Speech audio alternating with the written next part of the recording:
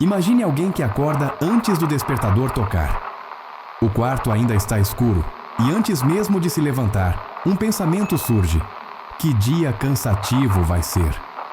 Essa simples frase parece apenas uma reclamação comum, algo que qualquer pessoa poderia dizer sem importância, mas é muito mais do que isso, é um ritual psicológico.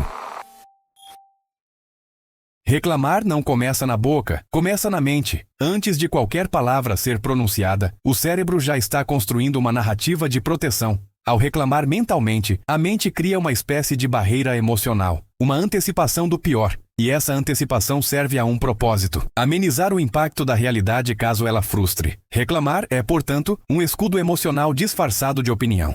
O ser humano moderno reclama de tudo, do clima, do governo, do trabalho, das pessoas, do tempo que não tem e até do tempo que tem. E essa avalanche de micro-reclamações cria um estado de alerta contínuo no cérebro. Um modo de defesa constante que tenta justificar a sensação de que tudo está fora do lugar, porque enquanto estamos reclamando, não estamos assumindo responsabilidade, estamos nos protegendo dela. Observe o padrão. Quando dizemos "ninguém me entende", o que realmente estamos comunicando é: não posso ser culpado, sou uma vítima da incompreensão alheia. Quando afirmamos "nada dá certo para mim", o cérebro registra: se eu fracassar novamente já estou protegido, porque eu já previa isso. Quando desabafamos "o mundo é injusto", estamos de forma oculta limpando nossa consciência. Se eu não atingir o que desejo, a culpa não é minha, mas do mundo. Reclamar é uma estratégia de inocência. É o mecanismo que o ego encontrou para permanecer moralmente limpo. Um jeito sofisticado de dizer: eu não falhei, o mundo falhou comigo. E é aqui que o vício começa, na sensação de alívio que isso oferece. Reclamar oferece uma pequena dose de prazer psicológico, o prazer de não ser responsável. É um alívio curto, mas viciante. O mesmo circuito neural ativado quando culpamos algo externo é semelhante ao circuito ativado em mecanismos de vício. Reclamar é, neurologicamente falando, um micro-vício emocional. E como todo vício, ele se autojustifica. Quanto mais reclamamos, mais a mente procura novos motivos para reclamar. Não para melhorar, mas para continuar validando a ilusão de autoproteção. Nesse ponto, a reclamação se torna um ciclo fechado. Reclamo para não sofrer, mas ao reclamar, me torno incapaz de agir, e por não agir, sofro ainda mais. E é nesse instante que uma verdade silenciosa se torna visível. Quem reclama constantemente não está expressando revolta, está expressando medo. Medo de tentar, medo de falhar, medo de assumir que talvez a vida não tenha mudado porque ele nunca se colocou verdadeiramente em movimento. Quando alguém reclama, isso parece uma simples expressão de opinião, algo cotidiano, inofensivo, mas dentro do cérebro, algo muito mais sofisticado está acontecendo. A reclamação aciona uma cadeia neural que mistura autodefesa emocional, sensação de alívio e um leve sentimento de superioridade. É uma descarga discreta, quase imperceptível, mas com efeito real. O cérebro humano é uma máquina de economia de energia, e ele tem uma regra silenciosa: sempre buscar a sensação de estar certo, porque estar certo exige menos energia do que admitir erro, mudar de rota ou construir uma nova identidade. Por isso, reclamar funciona como um mecanismo biológico de economia psicológica. Ao dizer "as coisas nunca funcionam para mim", o cérebro registra uma justificativa pronta, evitando investir energia em adaptação, transformação ou tentativa de nova estratégia. Reclamar é a maneira mais eficiente de evitar o esforço da mudança, e por isso se torna tão confortável. A ciência comportamental observa que o ato de reclamar ativa regiões associadas ao circuito de recompensa, o mesmo circuito acionado quando alguém se sente validado, quando ganha atenção ou quando se sente moralmente superior. Isso explica por que algumas pessoas reclamam e logo em seguida olham ao redor, esperando alguém confirmar: "É verdade, você está certo."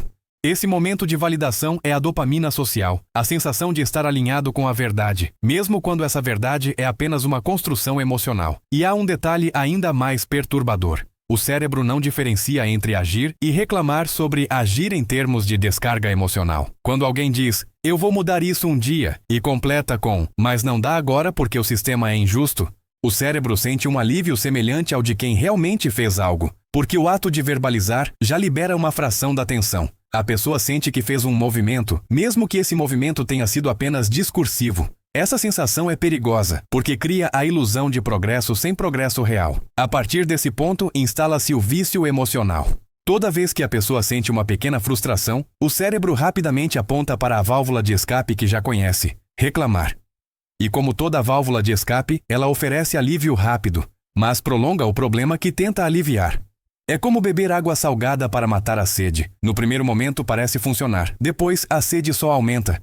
Repare em algo: o indivíduo que vive reclamando raramente formula um plano concreto de ação.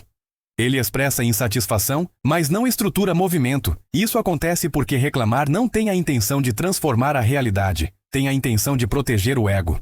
Se a reclamação fosse realmente sobre mudança, ela viria acompanhada de estratégia, mas a maioria das reclamações vem acompanhadas apenas de resignação e cinismo. Nesse ponto, o cérebro entra em um ciclo que pode durar anos. O indivíduo acorda, sente incômodo, reclama, alivia parcialmente, paralisa, fracassa e, ao fracassar, reclama de novo para aliviar a dor do fracasso. Assim, o cérebro começa a associar fracasso à proteção, e a pessoa passa a não temer mais falhar. Ela teme parar de reclamar, porque se parar de reclamar, terá que admitir que poderia estar fazendo algo diferente. O ciclo se fecha completamente quando o indivíduo passa a se identificar com a reclamação. Ele não diz mais, estou passando por dificuldades. Ele diz, a minha vida é assim. Ele não fala, não gosto do meu trabalho. Ele passa a dizer, eu sou do tipo que sofre com trabalhos ruins. A reclamação deixa de ser um comentário e se torna uma identidade. E quando uma narrativa se torna identidade, arrancá-la significa arrancar um pedaço de si mesmo. E aqui reside um dos pontos mais profundos dessa análise. Algumas pessoas não mudam não porque não podem, mas porque mudar as faria perder o papel que representaram durante toda a vida. E para muitos, perder o papel é mais assustador do que continuar infeliz. Reclamar se torna um personagem que o indivíduo veste todos os dias para justificar sua própria permanência. E nesse teatro silencioso da mente há um ator invisível, o medo. Medo de mudar, medo de tentar e descobrir que poderia ter feito mais, medo de olhar no espelho e perceber que durante anos, ao invés de agir, escolheu reclamar.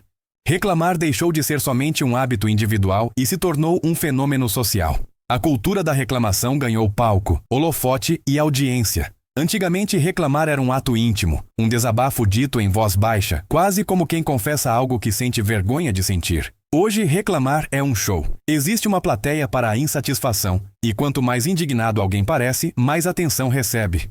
A sociedade moderna alimenta esse comportamento de forma quase orquestrada. Nas redes sociais, a reclamação rende engajamento, curtidas, partilhas e aprovação pública. O indivíduo descobre que ser vítima dá visibilidade e que a indignação performática vale mais do que o mérito silencioso. O algoritmo não recompensa quem resolve problemas, mas quem expõe indignação com intensidade emocional. Resolver é silencioso, reclamar é ruidoso, e o mundo ouve melhor quem faz barulho. A reclamação pública vira capital social. Pessoas começam a perceber que ao se posicionarem como vítimas de algo, do sistema, das pessoas, da vida, de uma injustiça qualquer, ganham uma aura de autoridade moral. Não é autoridade baseada em competência, mas uma autoridade baseada em sofrimento. A lógica muda completamente. Quanto mais alguém se apresenta como ferido, mais se sente no direito de falar de cima. Surge a figura do reclamador virtuoso, alguém que transforma sua dor em um símbolo de superioridade ética. Esse comportamento cria uma distorção perigosa na estrutura social da autoestima. Em vez de buscar valor pelas conquistas, muitos começam a buscar valor pelas queixas. A validação deixa de estar no resultado e passa a estar na narrativa. Não importa se algo foi transformado, o que importa é quão dramaticamente se consegue expressar que algo está errado. A reclamação substitui a ação como forma de afirmação existencial. E isso se intensifica porque ser vítima oferece uma vantagem invisível, protege de críticas. Quem se apresenta como lutando contra a injustiça, quem diz que sofre com um mundo cruel, se coloca automaticamente acima do julgamento. Qualquer crítica que venha contra ele pode ser interpretada como crueldade ou falta de empatia. Assim, a posição de vítima fornece um escudo social quase impenetrável. A reclamação vira armadura e o silêncio vira ameaça. Porque se parar de reclamar, terá que se expor de verdade. Mas há algo ainda mais profundo. Quando a sociedade recompensa a reclamação, ela cria um mercado de dor. Pessoas começam a competir para ver quem sofre mais, quem foi mais injustiçado, quem tem a história mais trágica. A dor vira moeda, e quem reclama com mais intensidade ganha mais crédito social. Esse fenômeno transforma a queixa em performance, e a performance em identidade pública. O reclamador se sente vivo porque é observado, e é observado porque reclama. É nesse ponto que a mente entra em uma armadilha quase irreversível. A atenção se torna mais importante que a transformação. O sofrimento deixa de ser algo a ser superado e passa a ser algo a ser exibido. E quando o sofrimento é exibido, ele deixa de ser uma ferida a ser curada e passa a ser uma bandeira a ser levantada. Pessoas deixam de querer resolver o problema, porque resolver significaria perder o papel de vítima e, portanto, perder o palco que lhes dá sentido. Observe um detalhe brutal da psicologia humana. Muitos preferem ser vítimas reconhecidas do que vitoriosos anônimos. A glória silenciosa não se compara ao aplauso ruidoso. E o reclamador não quer paz, ele quer plateia. Ele não quer solução, ele quer ser visto sofrendo. Porque no sofrimento público ele encontra aquilo que a vitória não garante: atenção imediata, validação emocional e um sentimento de valor que não exige esforço, apenas expressão. E aqui está a verdade que poucos suportam. Quando o cérebro associa sofrimento ao reconhecimento, ele cria resistência à cura. A pessoa passa a boicotar inconscientemente as soluções, porque a solução representaria o fim de sua posição de destaque. Reclamar vira uma forma de existir, e sem a reclamação vem o vazio. E o vazio, para muitos, é mais assustador do que qualquer problema. Há um momento quase imperceptível em que o indivíduo cruza uma fronteira silenciosa. Ele começa reclamando de algo, depois passa a reclamar de tudo, e sem perceber, começa a reclamar como alguém que acredita que esse é seu papel no mundo. Não é mais um comentário sobre a realidade, é uma narrativa sobre si mesmo. A reclamação se torna autobiográfica. No início, a pessoa diz frases como: "Esse trabalho é um problema". Depois passa para: "Minha vida é cheia de problemas". E com o tempo, essa construção evolui para: "Eu sou do tipo de pessoa que sempre sofre".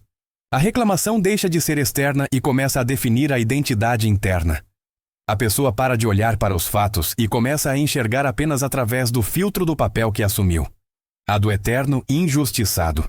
Psicologicamente, isso acontece porque o cérebro não suporta o vazio identitário. Ele prefere uma narrativa dolorosa a não ter narrativa nenhuma. É melhor ser alguém que sofre do que não ser ninguém. O ego, quando sente que está perdendo consistência, se agarra a qualquer história que lhe dê forma. E a história da vítima é uma das mais disponíveis, mais aceitas socialmente e mais confortáveis para a mente que teme responsabilidade. Veja o mecanismo oculto. Reclamar alivia, ser vítima isenta, e juntos, esses dois elementos formam uma zona de conforto extremamente densa e difícil de romper. A pessoa começa a dizer frases como: "É sempre assim comigo, nada muda, eu nasci para sofrer", como se estivesse recitando um mantra. Não é mais um relato, é uma auto-hipnose, uma programação de identidade transmitida pela própria voz da pessoa, repetida tantas vezes que se torna verdade psíquica. E é aqui que surge a prisão mais perigosa que uma mente pode criar. A identidade construída para se proteger se torna a mesma identidade que impede a libertação. A pessoa passa a se sentir estranhamente confortável em situações de injustiça, porque ali encontra coerência com a narrativa que escolheu. Ela reconhece o terreno do sofrimento, se sente pertencente à dor que já conhece, e por isso rejeita inconscientemente qualquer possibilidade de melhora que ameace sua história consolidada. Você perceberá isso claramente quando alguém diz que quer mudar, mas toda a frase seguinte é uma justificativa para continuar exatamente onde está. "Eu queria melhorar, mas ninguém ajuda. Eu adoraria fazer diferente, mas comigo nada é simples. Eu sei que preciso avançar, mas tudo é mais difícil para pessoas como eu". Essas frases não são confissões, são compromissos com a própria prisão. São votos de lealdade à identidade do reclamador. Existe uma sensação sombria por trás disso, algo quase espiritual. A pessoa começa a amar sua dor, não porque gosta de sofrer, mas porque aprendeu a se reconhecer dentro dela. A dor vira espelho, ela não sabe quem é sem aquele incômodo constante. E por isso, ao se ver diante de uma chance de paz ou transformação, sente medo. Medo de perder aquilo que, mesmo sendo ruim, lhe garante forma. Nesse ponto, não adianta oferecer solução. Não adianta oferecer lógica, porque a solução não resolve apenas um problema prático. Ela ameaça uma estrutura identitária. E toda mente luta para proteger sua identidade, mesmo que essa identidade esteja destruindo sua vida. E aqui está uma das frases mais duras que alguém pode ouvir, mas que precisa ser dita com total clareza. Alguns não estão presos ao problema, estão presos à identidade que construíram a partir dele. A ciência do comportamento humano revela um fato desconfortável. O cérebro não busca a verdade, ele busca coerência com aquilo que já acredita. Quando alguém reclama com frequência, seu cérebro começa a procurar, filtrar e destacar todos os elementos que confirmem sua insatisfação. Não é mais um ato de observar a realidade, é um processo de editar a realidade, para que ela combine com a história que já está escrita internamente. O mecanismo inicia no sistema límbico, o centro emocional do cérebro. Quando a mente detecta algo que pode causar frustração, ela ativa o instinto de proteção. Ao reclamar, o indivíduo cria uma espécie de justificativa antecipada. Se as coisas derem errado, ele já declarou ao mundo que esperava isso. Essa antecipação de frustração reduz o impacto emocional do fracasso, funcionando como uma almofada psicológica. Assim, reclamar não é só expressão, é preparação neuroemocional para suportar a dor sem colapsar o ego. Esse processo envolve dopamina negativa, um termo usado para descrever a recompensa que vem não da alegria, mas do alívio emocional. Ao reclamar, o cérebro libera uma pequena dose de dopamina para sinalizar que a situação está, de certa forma, sob controle, mesmo que o controle seja apenas simbólico. Essa micro-recompensa se torna um condicionamento. O cérebro registra reclamar com sensação de controle. E a partir daí, sempre que o indivíduo se sente impotente, a mente se apressa para repetir o ritual. Mas há um agravante. Ao repetir esse processo inúmeras vezes, o cérebro passa a construir atalhos neurais. Ele deixa de pensar, analisar ou buscar saídas e passa a reagir automaticamente com reclamação. Esse atalho economiza energia cognitiva, o que torna a reclamação a resposta padrão para qualquer incômodo, mesmo os menores. E aqui nasce o vício. A pessoa reclama antes mesmo de racionalizar o que sente, porque a mente já condicionou a reclamação como primeira resposta. Com o tempo, essa repetição gera algo chamado viés de confirmação emocional. O cérebro passa a ignorar fatos neutros ou positivos e a destacar com alta intensidade tudo aquilo que possa validar a narrativa de vítima. Se alguém lhe ajuda, é visto como exceção, ou pior, como alguém com segundas intenções. Se algo dá certo, é tratado com ceticismo, mas se algo falha, imediatamente surge a frase automática: sabia que seria assim. O fracasso é abraçado com familiaridade, como se fosse esperado, quase desejado, porque ele confirma a história interna. E isso é mais profundo do que parece. Quando o cérebro se vicia na reclamação, a pessoa não quer mais soluções verdadeiras, ela quer apenas pequenas correções que lhe permitam reclamar com mais propriedade. Soluções definitivas e transformações profundas tirariam dela a fonte de dopamina que vem da frustração dramatizada. E por isso, em níveis sutis, o reclamador sabota qualquer mudança real, porque mudar tiraria dele a fonte constante de validação emocional. O cérebro passa então para a fase mais perigosa, a modelagem da realidade externa conforme a crença interna. Isso significa que, sem perceber, o indivíduo começa a escolher ambientes, pessoas e narrativas que permitam continuar reclamando. Ele rejeita silenciosamente qualquer ambiente que promova a evolução real, porque nesses lugares sua narrativa não encontra alimento. Assim, ele se cerca de pessoas que também reclamam, de discursos que reforçam a ideia de injustiça e de ambientes onde a inação é normal. E nesse ecossistema de queixa, o vício encontra abrigo perfeito. A neurociência chama isso de homeostase identitária, quando a mente rejeita qualquer estímulo que ameace sua identidade atual. Pessoas assim sentem desconforto genuíno em ambientes de alta performance, não porque são incapazes, mas porque esses ambientes não dão espaço para sua narrativa. Lá, a reclamação não tem palco, a vitimização não tem aplauso, e isso provoca uma sensação de invisibilidade. E para o reclamador, ser invisível é pior do que estar infeliz. Assim, o cérebro constrói uma prisão em nome da proteção. A pessoa se sente segura porque continua sendo ela mesma.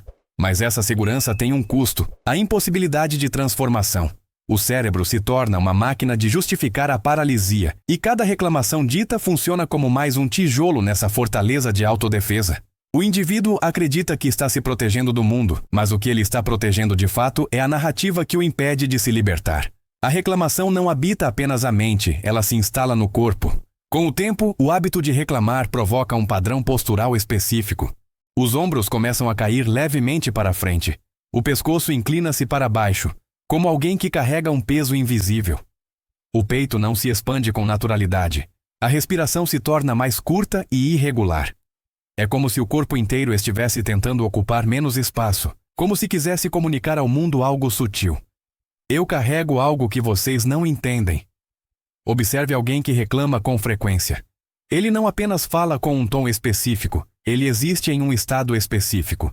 Há uma tensão discreta no maxilar, um franzir constante na testa, um micro-olhar de reprovação permanente em direção ao mundo. É a postura corporal do ressentimento.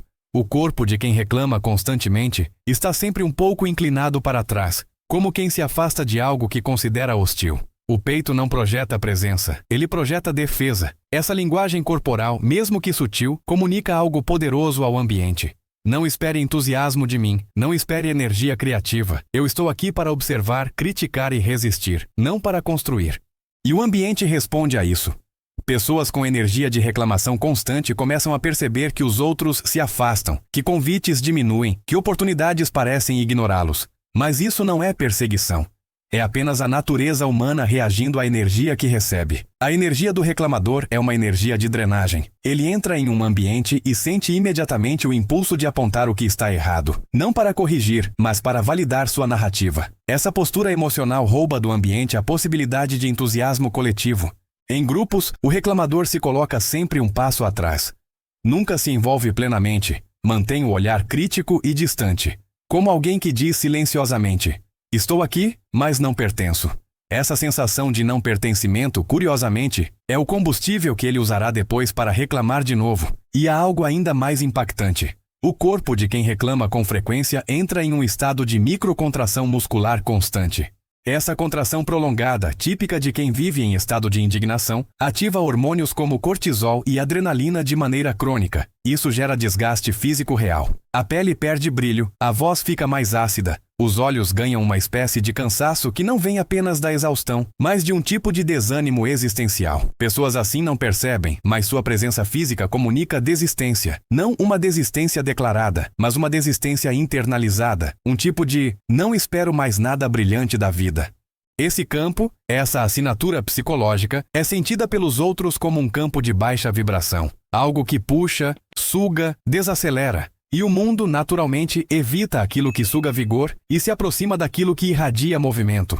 Esse campo energético gera uma consequência social profunda. Reclamadores crônicos começam a perder acesso a pessoas que vibram em construção e passam a se conectar apenas com quem compartilha o mesmo padrão de queixa. Assim, formam-se grupos inteiros baseados na reclamação. Nessas rodas, a indignação é comunhão, a vitimização é código de pertencimento e a falta de ação é normalizada. Esse ambiente gera um tipo de conforto perverso. Aqui, ninguém me cobra mudança. Aqui, todos reclamam junto. Aqui, minha narrativa é validada. E nesse pacto silencioso, algo se perde, a potência de existência. A presença viva, aquela que irradia possibilidade, desaparece. O corpo passa a ser apenas o veículo de uma mente ressentida, e o brilho da vitalidade vai sendo lentamente apagado, gota por gota. O corpo revela quando a alma desistiu em silêncio, e você saberá disso quando olhar para alguém e sentir que ele ainda está vivo biologicamente, mas energeticamente já entrou em modo de retração. É o corpo de quem não espera mais nada surpreendente. E esse estado, lentamente, substitui a vida interior pela repetição exterior da mesma queixa. Chega um ponto em que reclamar deixa de ser apenas uma reação e se torna algo muito mais profundo, uma identidade. Não é mais apenas o mundo que está errado. É a pessoa que passa a se enxergar como alguém destinado a viver em conflito com tudo. Ela não está apenas cansada, frustrada ou decepcionada. Ela se torna aquela que sempre foi sabotada, aquela a quem nada dá certo, aquela que o mundo não compreende. Esse estado é perigoso porque cria uma sensação de poder invertido. O indivíduo não muda nada na realidade, mas sente que domina a narrativa sobre ela. Ele pode não transformar a vida, mas transforma o discurso sobre a vida, e isso dá uma falsa sensação de controle. Nesse estágio, a reclamação não é apenas expressão de dor, mas um escudo de proteção contra qualquer tentativa de mudança. E aqui se revela a armadilha final. Reclamar dá orgulho. Orgulho de perceber mais do que os outros. Orgulho de não ser ingênuo. Orgulho de ser o que critica enquanto os outros tentam. O reclamador crônico passa a se ver como alguém superior, um observador lúcido num mundo de tolos, e com isso ele sela o seu destino, porque ninguém que se coloca acima do movimento consegue se mover. E é aqui que entra a pergunta que separa quem vai despertar de quem vai se manter preso nesse ciclo. Será que reclamar foi mesmo uma forma de proteção mental? Ou apenas uma maneira elegante de desistir sem admitir? Essa pergunta nos leva diretamente para a parte final, onde deixaremos a psicologia para trás e entraremos no campo mais profundo, a estrutura filosófica e estratégica do ato de reclamar, e como esse hábito se alimenta da nossa própria visão de mundo. Se até aqui vimos a mecânica, na parte 3 veremos o desfecho inevitável de quem transforma a reclamação em lar. Existe um momento silencioso na vida de quem reclama constantemente. Um instante que não aparece nos discursos, não vira tópico em rodas de conversa e não vira post nas redes sociais. É aquele segundo de lucidez em que a pessoa percebe, ainda que por um breve lampejo, que tudo aquilo que ela odeia no mundo está profundamente conectado com aquilo que ela alimenta dentro de si. Esse momento é desconfortável, e é justamente por isso que quase ninguém permanece nele. Ao longo de toda a vida, aprendemos que reclamar é uma válvula de escape, uma forma de aliviar a pressão, uma tentativa de denunciar injustiças. Mas a verdade crua é mais dura. Reclamar constantemente não muda a realidade, muda apenas a nossa identidade interna. E aquele que molda sua identidade como alguém que foi lesado pelo mundo, se torna incapaz de agir sobre ele. Não se constrói nada a partir da autopercepção de vítima crônica, apenas se narra. E aqui entramos na parte mais densa. Reclamar é um mecanismo de narrativa, não de transformação. Enquanto a ação exige energia, risco, exposição e a possibilidade real de falhar publicamente, a reclamação oferece uma zona de conforto intelectual. Você não está inativo, está analisando, questionando, expondo. É um teatro psicológico onde a pessoa se sente protagonista, mesmo não movendo nada no palco da vida. O paradoxo final. Quem reclama acredita inconscientemente que está se protegendo da frustração, mas ao fazer isso cria um ambiente interno onde toda possibilidade de tentativa já nasce morta, porque o cérebro passa a operar sob uma premissa silenciosa. É melhor reclamar do que tentar e não conseguir. E é aqui que reclamadores crônicos se tornam observadores amargos da vida dos outros. Eles não odeiam o mundo, eles odeiam a si mesmos por não terem tido coragem de jogar, e disfarçam isso odiando quem jogou, mesmo que tenha perdido. A quebra da ilusão. A libertação não começa quando você decide parar de reclamar. Isso seria superficial. A libertação real começa quando você admite algo brutal. Reclamar te dá prazer. Prazer de estar certo, de ter percebido antes, de não ter sido enganado, de não ter tentado algo idiota. Quando essa admissão é feita, o jogo muda. Porque fica evidente que parar de reclamar não é só uma mudança de comportamento, é um sacrifício de um prazer secreto. E toda transformação humana começa com a morte de um prazer.